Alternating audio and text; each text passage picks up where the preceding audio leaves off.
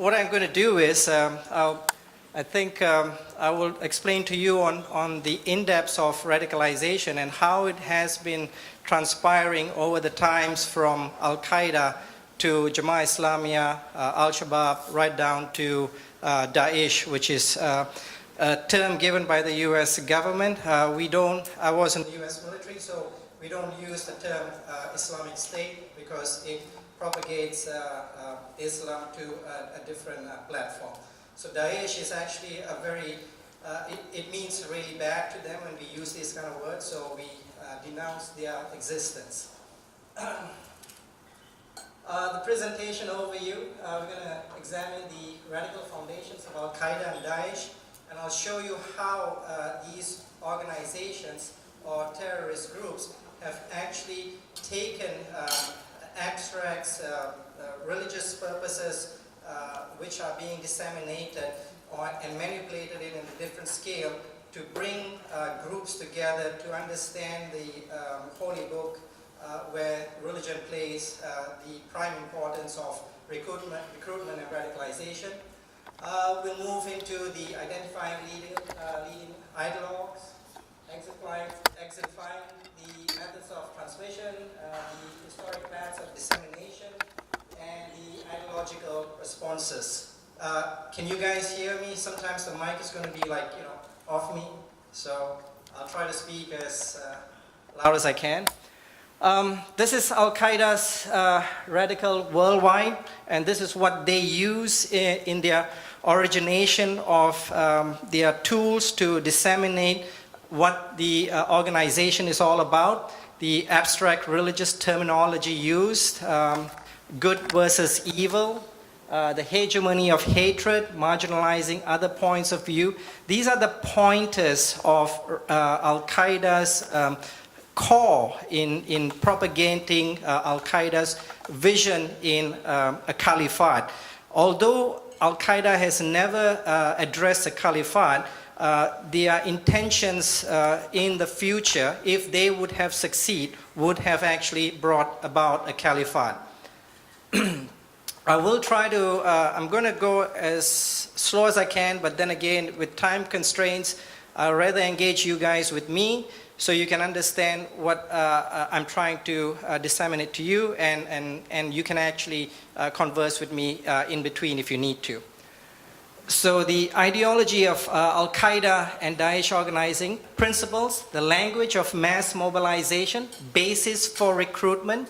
We've seen this now present in the cyber domain where Daesh, Al-Qaeda, Jamaat Islamiyah have used the Internet of Things to propagate and radicalize as well as recruit youths as well as young adults into their organization.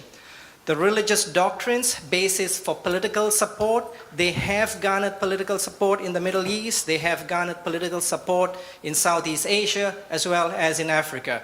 The movement now of Daesh and Al-Qaeda are moving into South America, where they have already established a small base to start their radicalization and recruitment. No one is actually paying attention to South America, but South America is now on the verge of having Daesh and Al-Qaeda propagate their ideology. These are the leading concepts of how Al-Qaeda, Jamaat Islamiyah, Al-Shabaab, Daesh uses in their ideologues, their dissemination to recruit. We must note and understand that what Dato' Ayub said, you can be radicalized and recruited within 30 minutes. That exists. That currently happens. Terrorist organizations don't usually use the word brainwash. They are not brainwashed. The ideology is very important for them to believe. Like you are a Christian, you are a Buddhist, your ideology is the way you have believed, your family upbringing of what you perceive that religion is. So it's not so much of brainwash. Okay, we always think it's brainwash. It's not brainwash. It's something that they have inbuilt in themselves to actually address this. So this is it. You see, Dato' Ayub just now mentioned about hijrah, how they have to move. So these are all the set doctrines within all terrorist organizations which are using religion. Now, terrorist organizations emerge from a principal organization that came out of Egypt. So all terrorist organizations have almost similar organizational structures wherever they operate. They may differ in their political goals, they may differ in their funding, economic activities, but the principal organization of a terrorist group mimics Egyptian terrorist groups from the early 1900s, early 1930s. So, Syed Qutb is one of the main ideologues who have actually propagated this. So many of the religious terrorist groups adopt his views, and you can see taken from the religious book. These are all the areas of concern within recruitment, within the understanding of Islam, and how one can actually be indoctrinated to serve the jihad. Now, this is many of the, what you call this, different ideologues, different preachers within Al-Qaeda, Jama'ah Islamiyah, who use all these key terms in order for them to radicalize, recruit youths. Now, since I've got 5 minutes, what I'm going to do is we will get approval, and send this to you later on. Now, the social profile of sympathizers, these were issues that were already spoken to earlier on how they radicalize. Channels of recruitment, neo-fundamentalists, the mosque, private lectures, study circles. Now, this is what we are different in Southeast Asia, is that university administrators are part of the radicalization recruitment process. Some of them in Malaysia, some universities in Malaysia do this, know this. And the same similar happens in Indonesia. We are actually monitoring ISIS messaging, and we have seen how Malaysian youths who are actually corresponding with Daesh within the region, and you will be amazed how their cooperation and how their context is being channeled in this chat group that we are actually in it.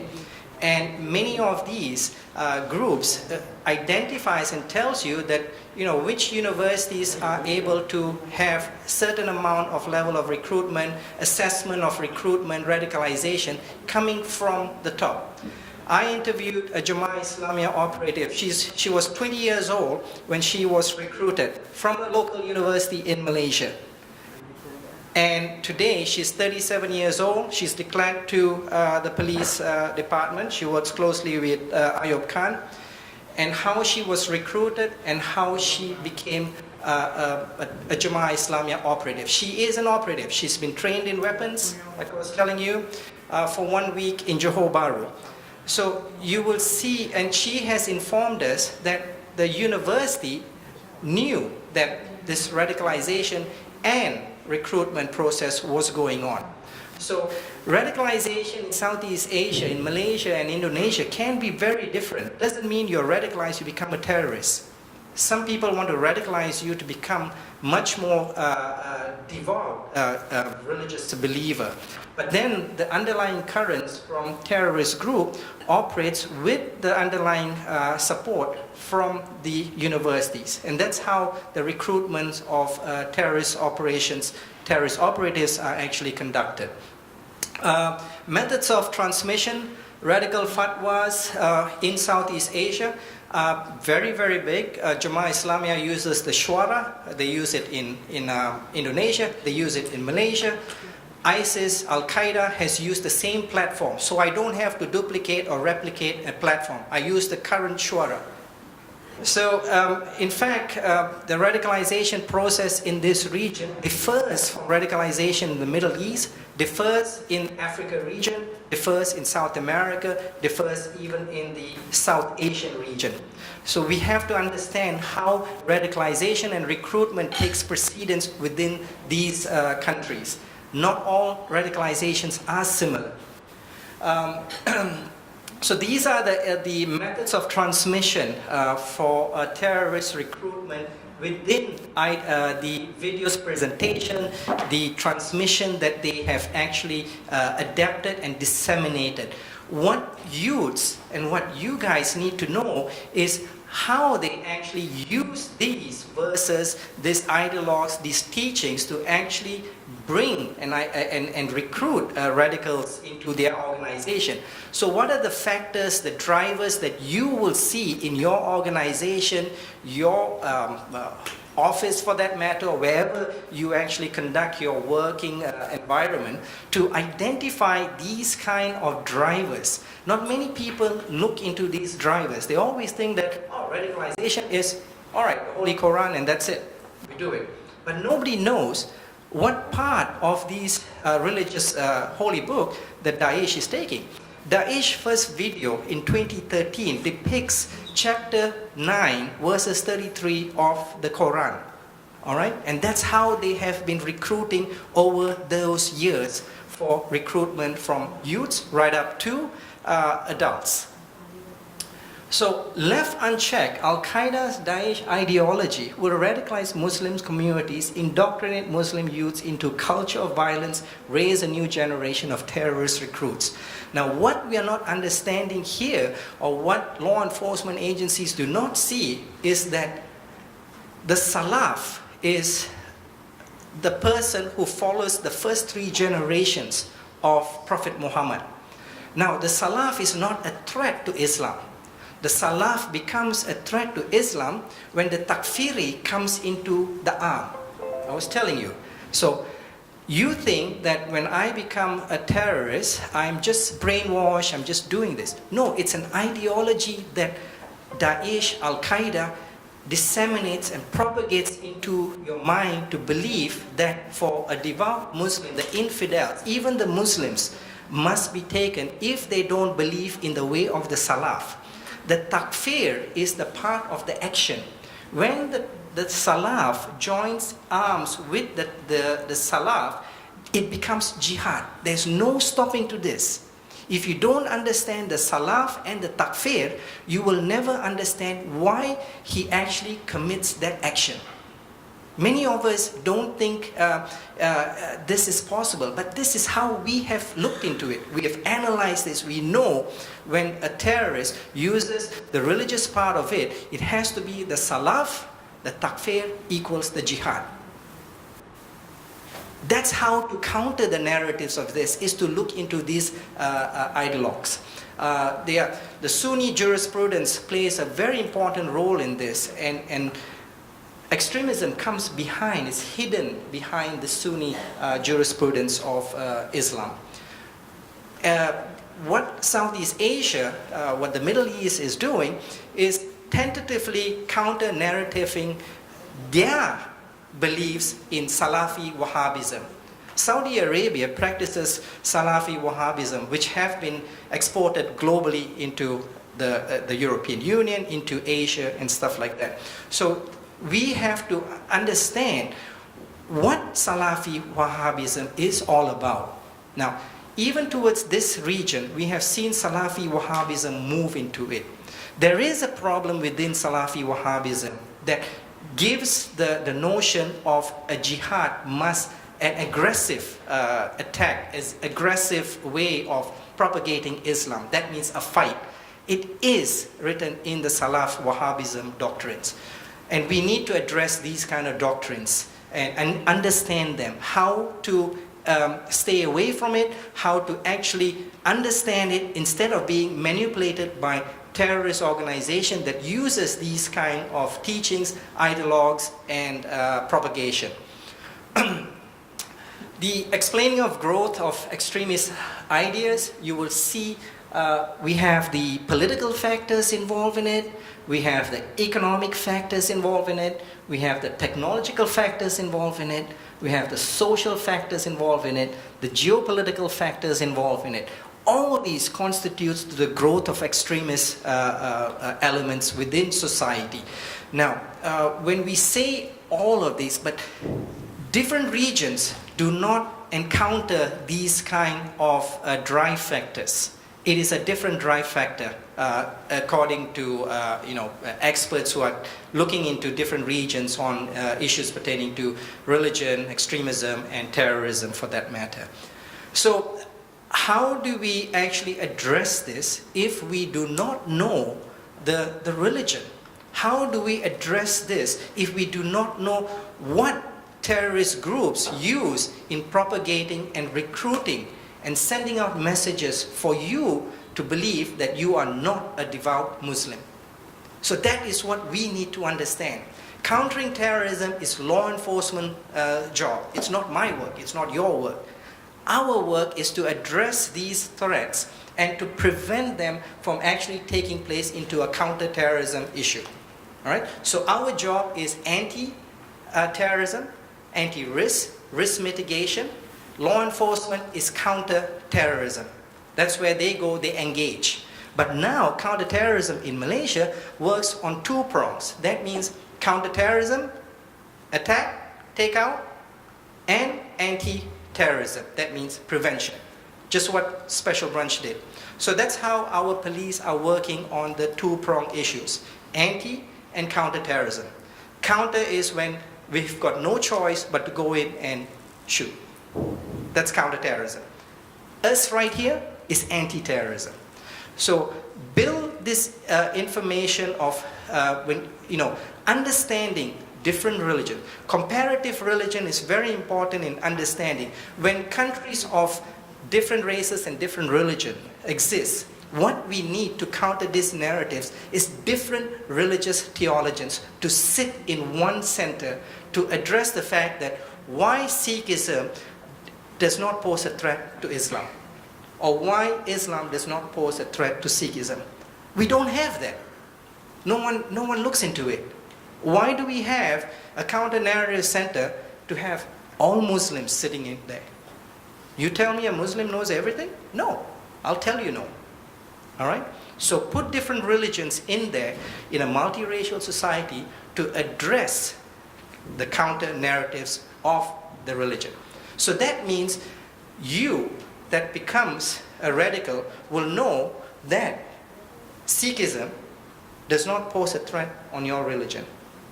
So you will understand this and you will learn to accept that religion and stay away from it. This is what we don't do in Southeast Asia. We tend to be counter-terrorism. We tend to know, if I'm a Muslim, I should know better. No way. Let me tell you this. 95% of Malaysians do not speak and read Arabic. I guarantee you that. Indonesia the same. So we have to understand and read these religious books according to what has been provided, either in your language or my language, to understand the narratives. Ideas and politics. If you look at the spectrum of political Islam, if you look at Indonesia, Malaysia, Turkey being liberal, and then if you look at the Islamist fundamentalists, it moves from the Egyptian side. So that's why I'm saying all terrorist, religious terrorist organization mimics the Egyptian concept, Egyptian model, supported by the Saudi organizations, supported by the Saudi government for Salafi and Wahhabism. So that's how it has been driving. It's always been driving the Salafi Wahhabism. So when these Salafi Wahhabism is being exported, the threat becomes prevalent for terrorist groups such as ISIS, Daesh, Al-Shabaab, Boko Haram, Jamaat Islamiyah, and you name it. Everyone follows the same principles, same concepts. Goals of ideological responses. Conceptualize counterterrorism as a war of ideas. Now, in a nation of multiracial society, this is what we need. Interfaith dialogues.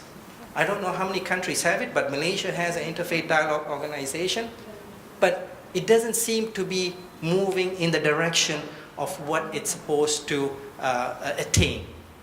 Now, they don't get involved in counter-narrative, which they should. They should get involved in counter-narratives. And being in this region, we come from different colors, different races. Time's up. I still have, now, 5 more minutes. Okay? So, diverse devising an ideological response. You can take a picture of this. Don't worry, there's no official Secrets Act to this, but I just need approval. All right? So these are the devising an ideological response, list of recommendations. Now, what you are seeing right up here is the same program that we have provided to the New York Police Department just after 9/11. All right? This program is, in fact, part of our training for NYPD, for devising something like this. All right? Devising an ideological response, practical solutions. So go ahead, take pictures if you want. There's no, but I won't read it because then my 5 minutes will be up and I've got to give my next speaker to speak, which I don't want to. All right? This is also in education, in the media, how education can create a platform. And in the media, encourage local media to stop myths and disinformation. Fake news. Somebody said fake news. I think our colleague from UNESCO earlier on mentioned on fake news. This is it. We are part of, we have an association. We are part of the U.S. Overseas Security Advisory Council, where we advise U.S. organizations operating globally on the threats of terrorism, business continuity. We are approved by the Malaysian government from the Ministry of Defense and UK as a training facility for law enforcement and special forces to identify those areas of concern for you to actually address your colleagues, your friends who may be getting into this situation. Ladies and gentlemen, thank you so much.